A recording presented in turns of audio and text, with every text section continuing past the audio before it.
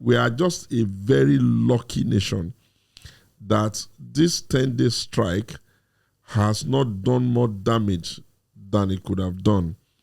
You have to be very nervous when people start calling the citizens out to protest in our kind of country. If they are told Hussein Mubarak, the president of Egypt, as stable as Egypt was then, that this Arab Spring would throw away many years of your civilization, he would have argued. But where is he today? And ditto for most of the other countries, with the exception of Syria. Even the Syria that survived, it survived with a lot of scars.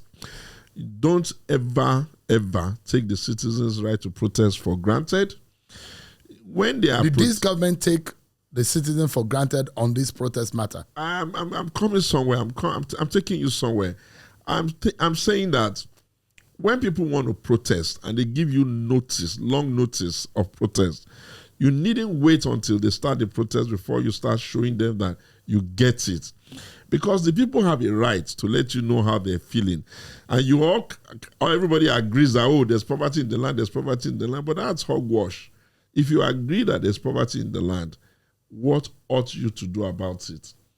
I can give you a few quick fixes. When you are running an austerity measure in a nation, it has to make sense to whoever is in charge of the country that they should cut some of the luxuries that they are enjoying. If you did that, people will say, oh, okay, they listen to us. What have you really done? I've even listened to the speech of the president with due respect to him. What has he really said? I hear you. Meaning what? What am I doing about subsidy? Nothing. What am I doing about price of food? Yappity yap, yappity yap, yappity yap. Nothing concrete, nothing easy to. I've given money to state governors. But you've been doing that since day one. Has it worked? Oh, I'm going to send you more rice. Yes, if you can find it. And then when you send those 20,000 bags of rice, after it's finished, what next? So, Sheyi, congratulations on your new appointment. I accept with you that, yes, Ashad Bola Ahmed Tinubu campaigned on a set of ideas. Those ideas are the ideas he's running. And to that extent, he has not deviated from the grand norm by which he hoped to fix the country. So he has been consistent with his campaign promises. Concept, look, you see, economic theories are in silos. If you are running a neoliberal economic theory, there's a way you behave. He has not behaved outside how you will expect somebody who is running on this type of policies to behave. He has not. So to the letter, to the books that he presented, he has followed through. Yeah, He's consistent. He has followed through on the promise of how he intends to go about things. But why is the economy faltering? Because the way he said he's going to go about things is not the only way to go about things, and it is not totally correct. So you don't agree with the economic policies, with the fundamental governance direction? There are two arguments you put on the table when you are coming to take over government, especially under the circumstance that he became president, which is that if you agree that, I don't agree, but if you agree that your predecessor created a problem, and you are inheriting that problem, then there are two ways to look at it. It's either you are trying to fix it so that the books can be blue. By the books being blue, I mean you can say we have saved more money, we have done more this, we have more applause from IMF, World Bank is hailing us, they are willing to give us more loan. That's one way. That would be purely capitalist neoliberal policies.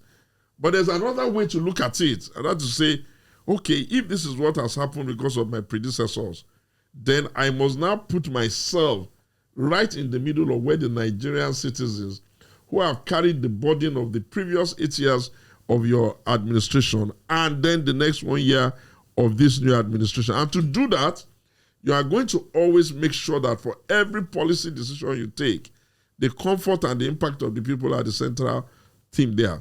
For instance, if you remove subsidy, or if there was no subsidy and you voiced there's no subsidy on day one, by day two, you should have sent a memo to your governors and your local government chairman that they should open up acreages of land and start farming, so that within a year, your dry season farming, your wet season farming, you would have scaled up food production. What were you doing? Nothing. If you have not gotten subsidy allocations and you have removed subsidy on day one, you don't need 14 months before you increase the salaries of the civil servant. Why? Because by increasing their salary, you put that extra money that governors and presidents and everybody is getting, you put it to sustainable use. And once you put it to sustainable use, it becomes easy for the real sector now to go and participate in the market. We're not having a challenge of no food in the country. We're having a challenge of inflation. And we're having a challenge of people not having money. Number 3, if you have now started receiving more naira as a result of this increase in petrol prices that you are sharing to governors, local government, and to the presidency, the question you should have asked yourself is there no way to send money to people in a retail manner? Why are you sending money in wholesale in an economy where we all know that these people are corrupt? So, invariably, the implementation strategy of these ideas is not correct. And if it were, the vast majority of Nigerians will not be crying. To God Almighty alone be the glory, who has been the sustainer of this country, who has kept this country together, that we have not had it worse. Imagine, it could have been worse. Do you know what would have happened if the kind of thing that was happening, the kind of was happening in 36 states of the Federation? What would the army have been able to do? They would have been overwhelmed. All of the Arab countries that lost out during the Arab Spring, you think they don't have soldiers? Once it gets too much, they'll be overwhelmed.